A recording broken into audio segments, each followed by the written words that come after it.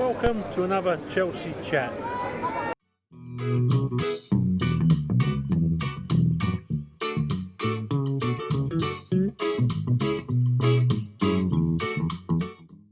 Hello and welcome to another Chelsea chat. Todd Boehly this week giving a interview to Salt. I don't even know what that stands for. It's an American program anyway. And I've included some of the finer points for you. Now, after this interview, your Carragers, your Nevilles, anyone that can spit at 14-year-olds or just about manage to speak, certainly can't manage themselves, they were all out slagging him off, basically because he said there should be a North v South football match to raise money for the lower tier, for the football triangle. I can't see anything wrong with that. I've watched the interview. He's not trying to change English football. He's trying to have like a one-off friendly to raise cash like they did in the States. Giving it to your Berries and who else has gone almost into your Boltons. People really struggling. I can't see what's wrong with that. You let me know what you think. I'd really be interested to know what the consensus is. Ladies and gentlemen, this of course is Todd Boehly of Eldridge Industries. Todd, thanks in large part, I would have to say, to Russia's invasion of Ukraine, you're now part owner and interim sporting director of the Chelsea Football Club. Not your everyday kind of distressed situation, was it? No. Chelsea is one of the great franchises in the sporting world, and you're also part owner of the LA Dodgers and the LA Lakers, also among the world's great sporting franchises. What's most different about owning a Premier League franchise versus owning in Major League Baseball or the NBA? Well, I think the first thing is that it's so global, right? So sourcing, identifying talent is really a global proposition. So you have, markets in South America, all throughout Europe, all throughout Asia, Australia, and it's not regulated at all, right? So dealing with the agents in each market, it's almost like it's a local business on a global scale. So figuring out how to, interpret, understand, and the language barriers are real, right? So that's been an interesting phenomenon. And of course, everyone wants you to pay in pounds as opposed to euros. So there's always currency confusion, which is, and of course, they always end up, they want you to pay them in pounds and you get paid in euros. Would you say that the English Premier League is is it a freer market in a sense than the market for players here, baseball players, basketball players? Yeah, I would characterize it as more freestyle. Not necessarily freer, but lots of freestyling. And I think you have to be ready for, all different types of dialogues. You have, the Italian agents that, represent their players, and the, Portuguese agents, and there's one or two in each market that, has a lot of power. So you have to figure out, how to crack into that universe, and also, not just pay full retail for everything. What about the differences between owning in England, different country, than owning in America? I think that the Premier League is 30 years old this year. And the evolution of how they got to the Premier League and relegation and the full pyramid, I think you have to see the fact that, there's 5, 6 professional leagues in England. And, the Premier League is the top of the pyramid. And every year you have 3 clubs that get relegated and 3 clubs that get promoted. So, there's a giant distinction in that you always have to have a little bit of an eye on, what's going on at the bottom of the table. You also have to think about economics throughout the whole pyramid. And I think that, that's the media strategies. I mean, the Premier League is broadcast in all but 3 countries in the world. So North Korea doesn't get the content, Latvia doesn't get the content, and there's one other country that I'm blanking on. But the global aspect of it, but then the local aspects of it are very real. And I think in England, the Premier League's become the best league. We were talking to Kalidou Koulibaly, who said in Italy, you think first and then you run. In the Premier League, you run as you're thinking. Thanks in part, I think, to Ted Lasso. Yeah. People in this country now know what relegation is all about, and maybe a little bit about the stakes involved. Are you a fan? Do you think relegation is a good thing? And if it is, would it do some good to sports like baseball, basketball, hockey? It obviously prohibits tanking, right? So I think that, you have no, because of course the economics of going into the first league are materially different, right? I mean, I think the Premier League distributes its media money, and every club gets north of, 200 million pounds or so from the media contract. And when you go into the next league down, the Championship League, that numbers fall off a cliff, right? So there's no one who's thinking about tanking. And those relegation games are some of the highest broadcast games. I mean, ultimately, I hope that the Premier League takes a little bit of a lesson from American sports and really starts to figure out, why wouldn't we do a tournament, with the bottom 4 teams? Why isn't there an all-star game? I mean, people are talking about more money for the pyramid. MLB did their all-star game in LA this year. We made $200 million from, a Monday and a Tuesday. So, I think you could do a North versus South, all-star game for Premier League and fund whatever the pyramid needed very easily. I have to imagine you've had conversations along those lines with some of your fellow owners. Are they supportive? Yeah, listen, I think that everyone likes the idea of more revenue for the league. I think that there's a cultural aspect that is just is real, and I think evolution will come, and I think that you're going to look, if you look at the Chelsea app, for example, it's way behind the MLB, the Dodgers at that app. Right, so I think that there's going to be a lot of evolution. And the nice thing about the Premier League is you own the worldwide rights, right? So the Dodgers, for example, if we were to take the Dodgers and build revenue streams in Asia with them, the way it works right now is, we only would get 1/30 of the revenue. So there's really little incentive to grow into a global brand from a U.S. sports point of view. But of course, all these rules were written, years ago, when the idea of global distribution, at your fingertips wasn't available. Todd, in at least one respect, English football is no different from any sport. And what I mean by that, of course, is that the fans, right, the supporters in the local vernacular, always know better. And in the case of Chelsea, they're doubly skeptical, right? They're wondering how a bunch of Americans and a Swiss billionaire with no history in the game could possibly know anything about building a championship team. So let's address that skepticism. What do you know? I think we know people. We know human capital. And I think we understand game plans and strategies. And yeah, we're not expecting to be, the football experts to find the best talent. We're going to put those people in place.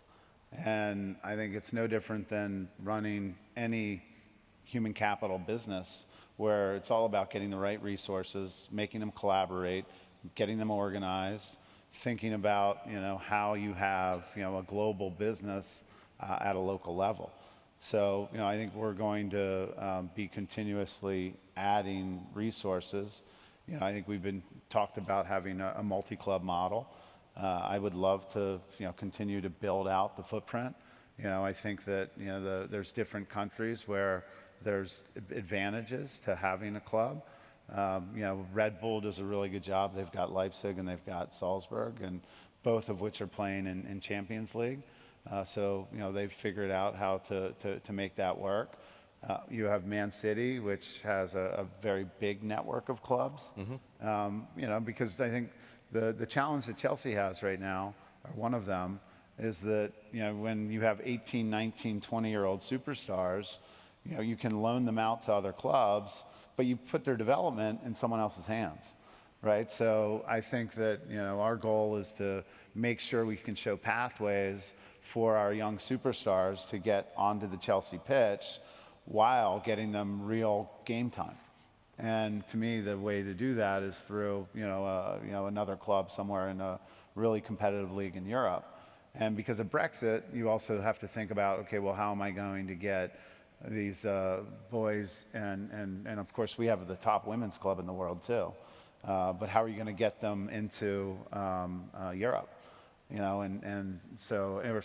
England because of Brexit?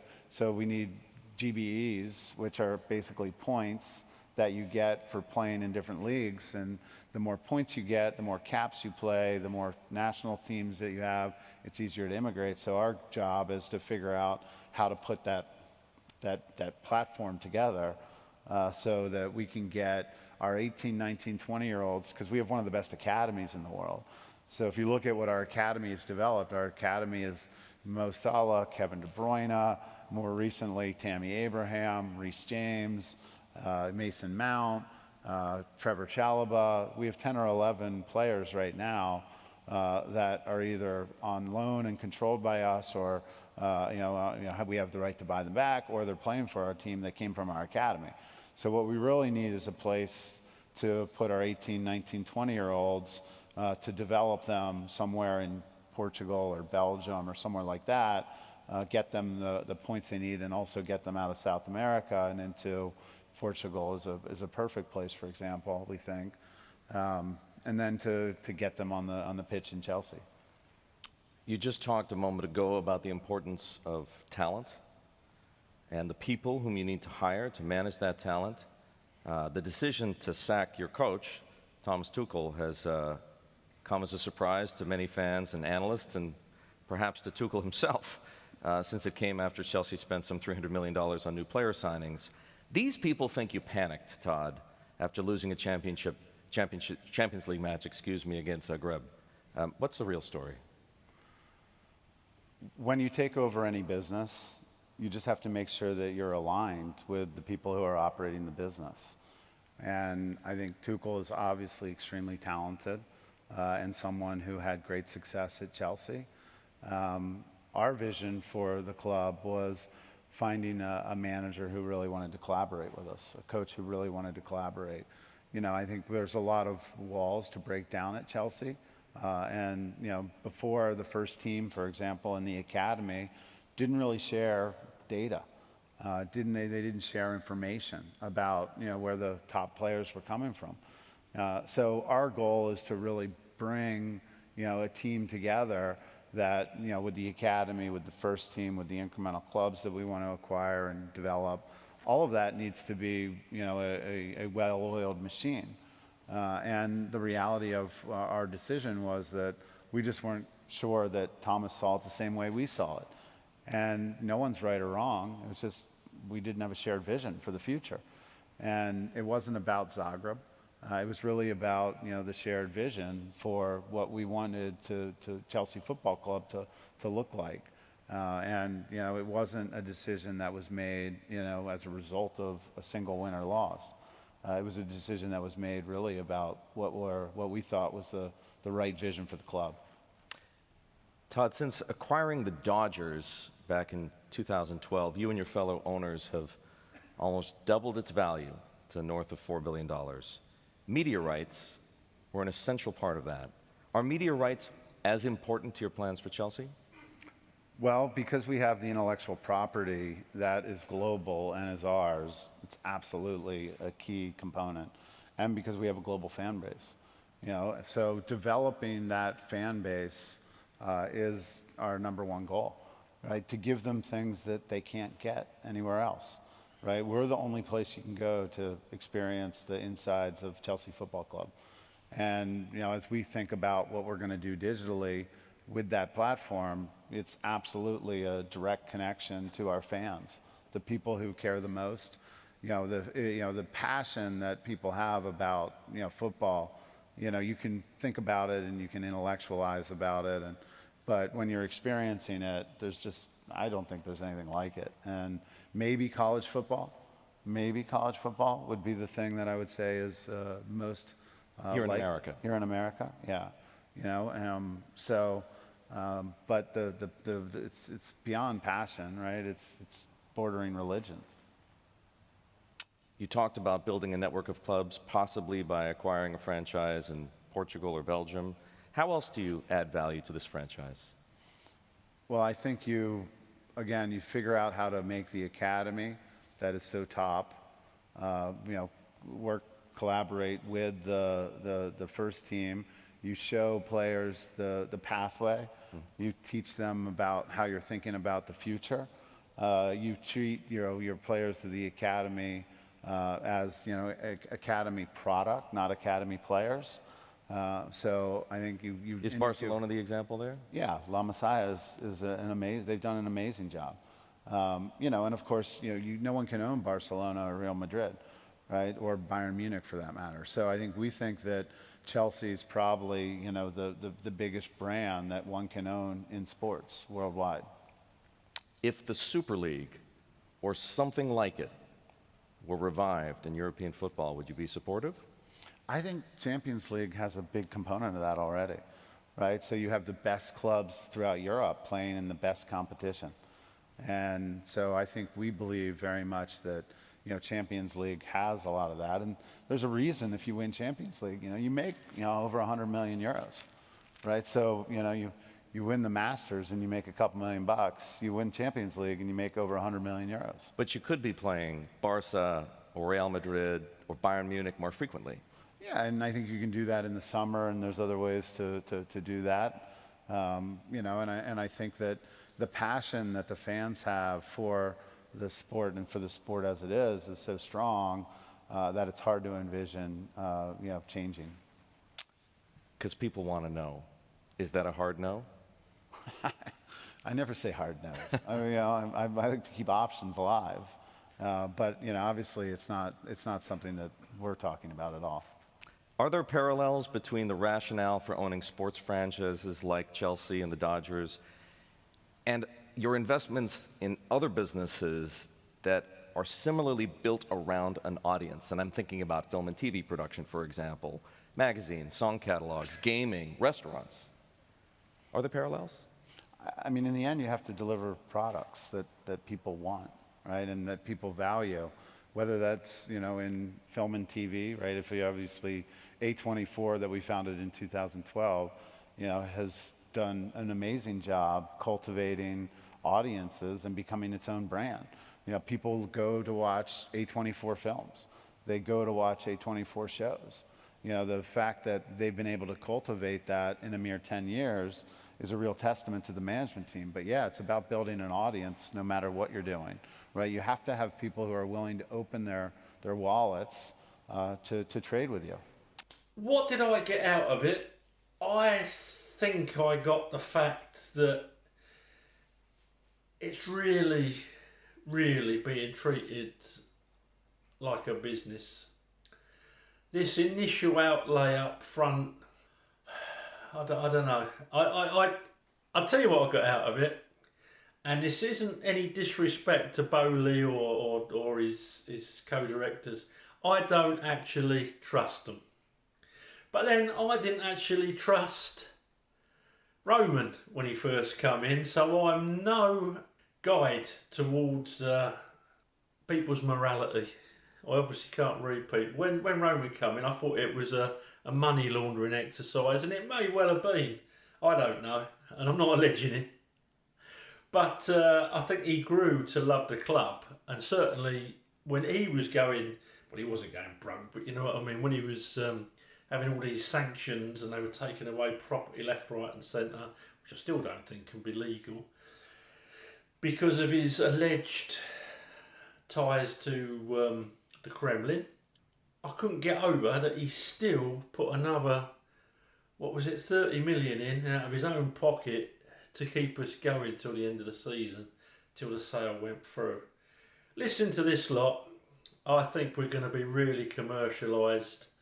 I won't put the Super League by them. If you've watched the interview, you've watched that bit of the interview.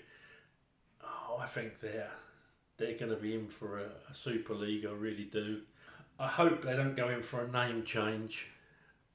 But it come across to me as it's typical American marketing, and that's not always good. That's not always good. And also what come across to me is that they're saying they didn't know if Tuchel could work with them on things. And it sounds to me, and don't get me wrong, because I think Tommy would have gone under Roman anyway for the poor performances at the end of last season. But all this, we didn't know we could work with him, makes you think they've just got a yes man in with Graham Potter, and they probably have. Don't get me wrong, he's a really good coach, but they probably have just got the yes man that they wanted. I think Tuchel thought these people don't know anything about football, and that's what I got from that interview. Great businessman, not so hot on the football. And Tuchel, 5 times he had to tell them he didn't want Ronaldo, but they wanted him because of the merchandising opportunity. Now, if your manager, if you're going to give him full autonomy and all the full, and a full say, you've got to listen to what he's saying. And I think they gave Thomas the autonomy and then didn't listen to him.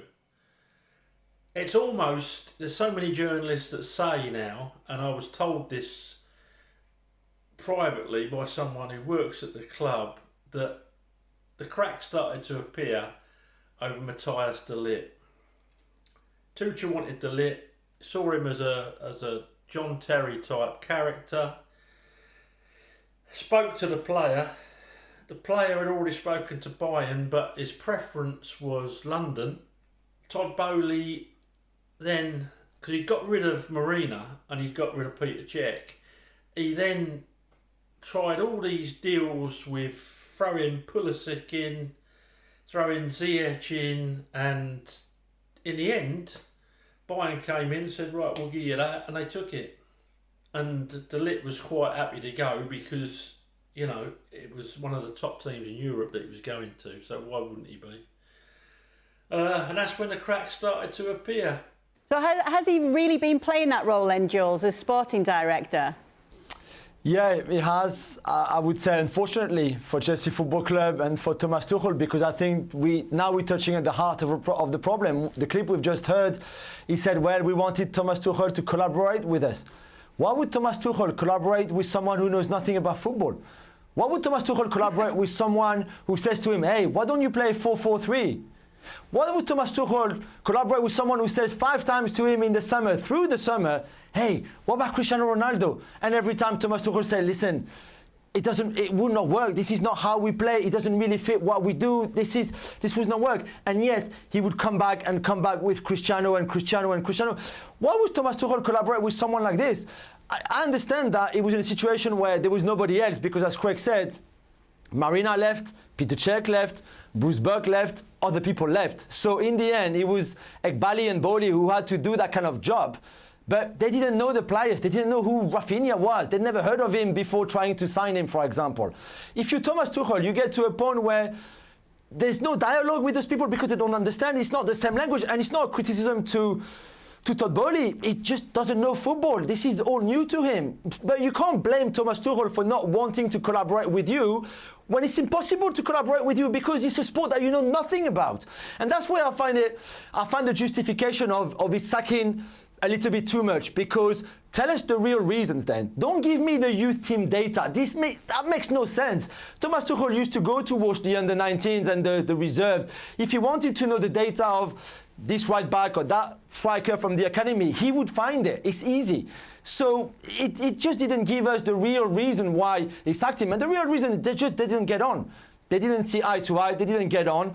But Thomas Tuchel grew frustrated by who he had to talk to in this summer in terms of recruitment and everything, because they knew nothing about football and they still don't.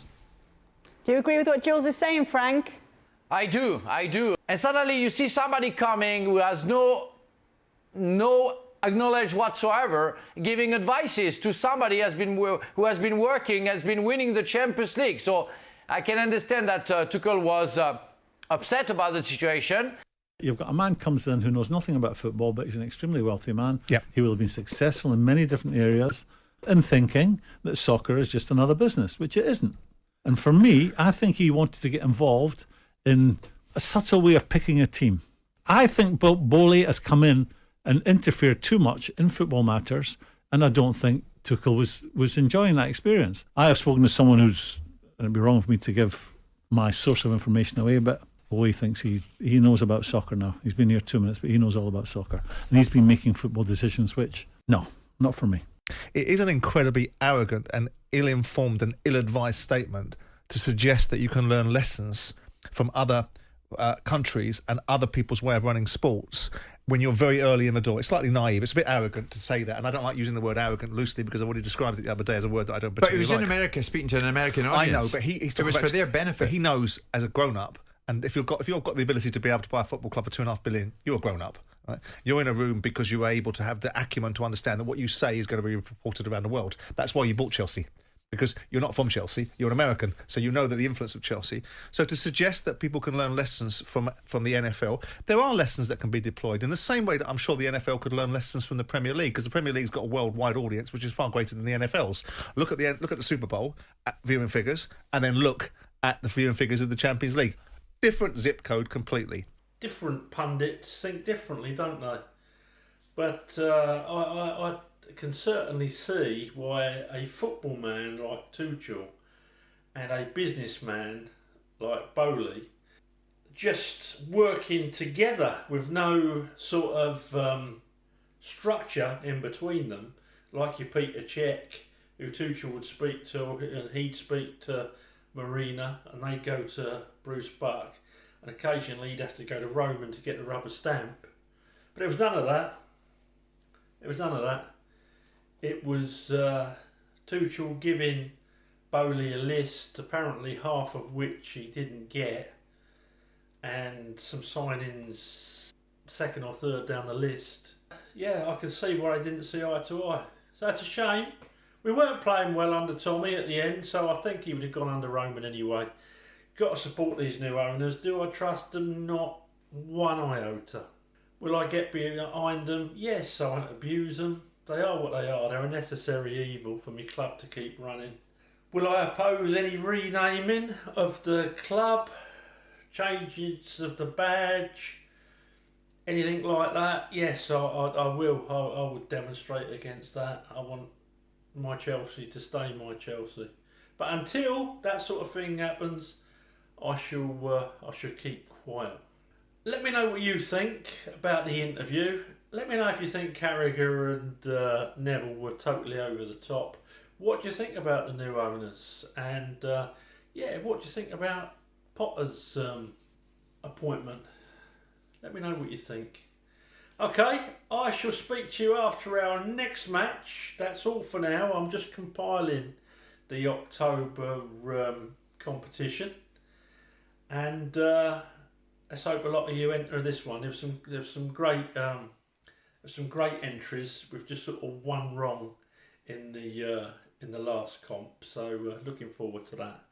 Thanks for watching. Please subscribe to the channel. Please throw the video a like, and up the Chelsea.